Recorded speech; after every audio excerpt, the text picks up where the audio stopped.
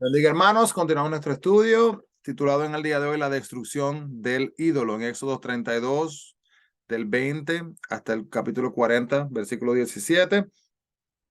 Vamos a seguir orar. Amado Dios, gracias Padre por hablar a nuestras vidas a través de este estudio, Señor, y por darnos la fortaleza y el deseo, Padre, de continuar estudiando tu palabra. Te pedimos, Señor, que nos des entendimiento, Padre, de una gran manera y que podamos ser no solamente oidores, sino hacedores de tu palabra. En el nombre de Jesús pedimos estas cosas, mi Cristo. Amén. Amén.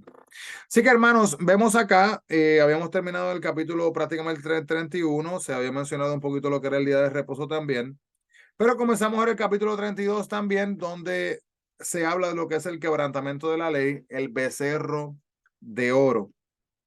Vemos ahí el primer versículo, dice, viendo el pueblo que Moisés tardaba en descender del monte, se acercaron entonces a Aarón y le dijeron, levántate, haznos dioses que vayan delante de nosotros, porque a este Moisés, el varón que nos sacó de la tierra de Egipto, no sabemos lo que le haya acontecido. Entonces, hermanos, esto viene delante de Aarón.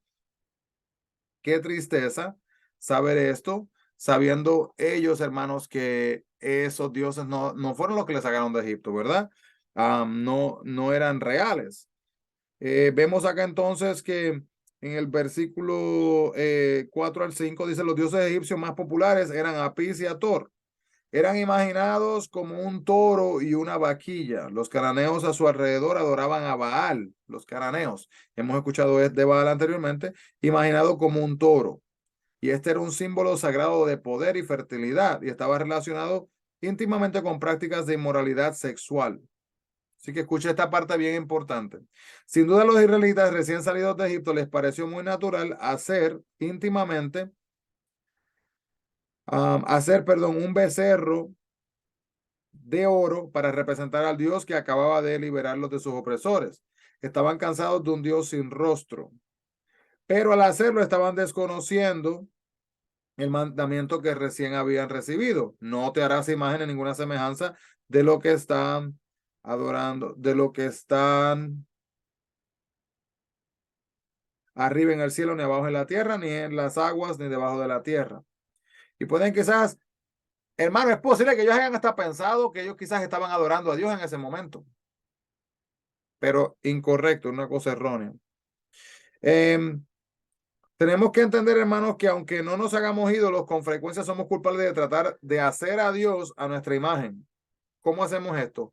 Tratando nosotros de moldear a Dios en nuestra propia expectativa, tiene que funcionar y trabajar como yo lo estoy esperando, hacer así o así, hermanos, y Dios no funciona de esa manera. Y cuando hacemos esto, terminamos entonces nosotros adorándonos a nosotros mismos en vez de el lugar que le corresponde a sí mismo a Dios. Tenemos que entender esto, hermano, esto es autoadoración. Tanto hoy como en los tiempos de los israelitas lleva toda clase de inmoralidad. ¿Cuál es su imagen favorita de Dios? Piensa en esa pregunta. ¿Es bíblica? ¿Es adecuada?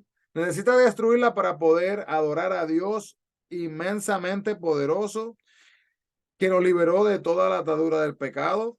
Tengamos cuidado, hermanos. Miremos aquí también, ahora que viene el pueblo y le pide a Aarón, mira algunas cositas aquí de Aarón. Pues Aarón, algunos puntos fuertes fue el hecho de que fue el primer sacerdote de Dios en Israel, fue un comunicador efectivo, fue la boca de Moisés también. Algunas debilidades y algunos errores de él, pues tenía una personalidad dócil, se dio ante las demandas del pueblo de un becerro de oro. Se unió a Moisés al desobedecer las órdenes de Dios con respecto a la roca que daba agua y se unió a su hermana María para quejarse de Moisés. ¿Qué podemos aprender de la vida de Aarón? Podemos aprender que Dios da habilidades especiales a los individuos a quienes reúne para su uso. Las habilidades especiales que hacen un buen jugador de equipo algunas veces lo convierten en un pobre líder. ¿Dónde toma lugar la historia aquí de Aarón? En Egipto, en el desierto de Sinaí, perdón.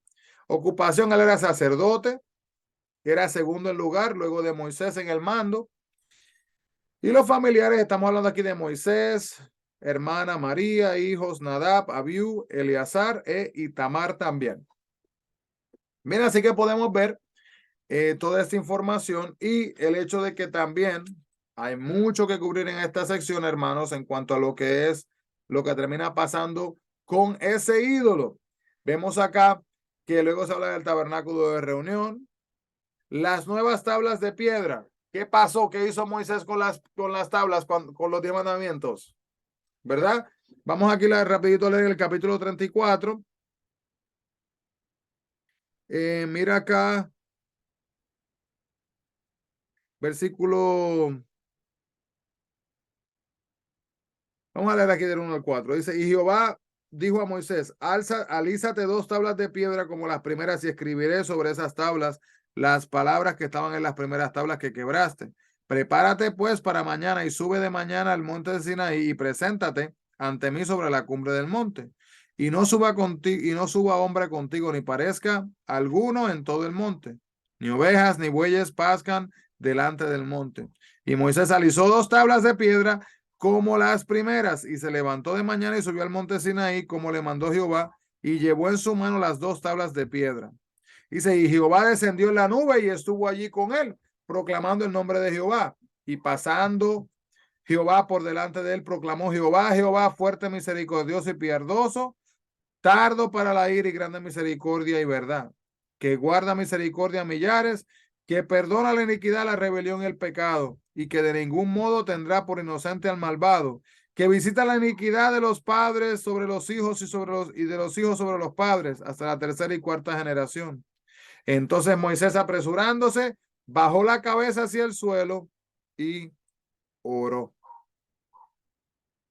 Entonces, hermanos, vemos acá lo que pasó por la molestia, por el enojo, ¿verdad?, de Moisés a causa del pecado de la gente. Curiosamente, Moisés no era perfecto, Moisés también tenía sus propios pecados. Pero podemos ver su vida y lo que sucede como un aprendizaje para nosotros mismos. Vemos acá entonces que hay unas nuevas tablas de piedra que son establecidas. Cuando Moisés viene y baja, entonces, hermanos, dice la palabra de Dios en Éxodo 34, 29 hasta el 35, que su rostro estaba resplandeciendo. Luego el capítulo 35 habla de la construcción del tabernáculo, las regulaciones del día de reposo, también los materiales que fueron obtenidos para el tabernáculo. Luego vemos acá piezas claves del tabernáculo. ¿Ok? Y vamos entonces aquí rapidito a mirar esto. Como digo, hermano, mucho material. El libro no cubre todo esto, entonces quiero darle aunque sea un poquito para que tenga curiosidad y que esté apuntando dónde está para que pueda luego leerlo con más énfasis. Entonces en Éxodo 36, luego un poquito más allá habla de lo que es lo que es el tabernáculo y cómo fue entonces así mismo establecido. Vamos a mirar algunas cosas, lo que es el nombre de la parte de la pieza clave del tabernáculo y lo que significaba o su función. Así que estaba lo que era el arca del pacto. Era una caja rectangular de oro que contenía los 10 mandamientos. Simbolizaba el pacto de Dios con el pueblo de Israel y se localizaba en el lugar altísimo. En el lugar santísimo, perdón. Luego estaba lo que era el propiciatorio. Y el propiciatorio era la tapa del arca del pacto y simbolizaba la presencia de Dios entre su pueblo. Luego está lo que era el velo en el tabernáculo. Era una cortina que dividía las 2 habitaciones sagradas del tabernáculo, el lugar santo y el lugar santísimo. Y simbolizaba cómo la gente estaba separada de Dios por el pecado. Luego está lo que es la mesa para el pan de la proposición.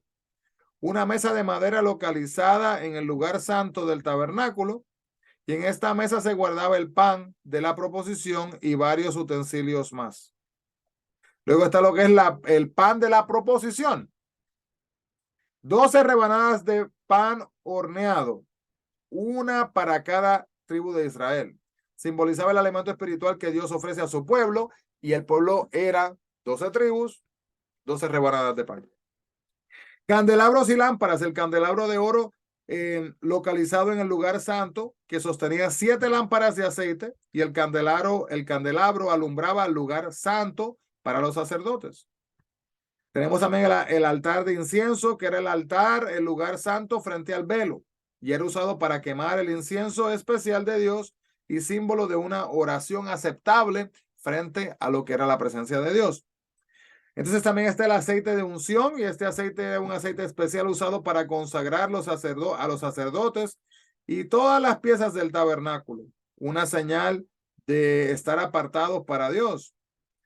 El altar de bronce era el altar de bronce fuera del tabernáculo utilizado para los sacrificios y tenía un simbolismo. Simbolizaba como el sacrificio restauraba la relación, ¿verdad? La relación personal con Dios que había sido quebrada por lo que era el pecado. Y la fuente de bronce. La fuente de bronce pues es una gran fuente para el lavamiento fuera del tabernáculo utilizada por los sacerdotes para limpiarse antes de cumplir sus labores y simbolizaba la necesidad de una limpieza espiritual. Y luego, hermano, usted puede leer esto con calma. En Éxodo 37 le habla del arca del pacto, la mesa del pan y la proposición, el candelero. Capítulo 18 habla del altar de bronce. El capítulo también habla de la fuente de bronce, el atrio, los materiales utilizados. Las vestiduras sacerdotales también, lo que era el efod pues estaba así, tenía una división de 12 piedras. ¿Por qué 12?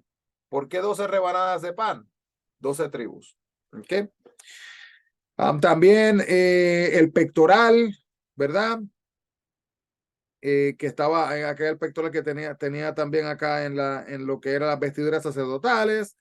Y también Moisés luego inspecciona el tabernáculo, hermanos, y prácticamente ahí llegamos entonces hasta el final de la destrucción de este ídolo también, cuando es destruido y todo lo que sucede en ese momento, cómo es quemado y las consecuencias de las personas que habían creado este ídolo.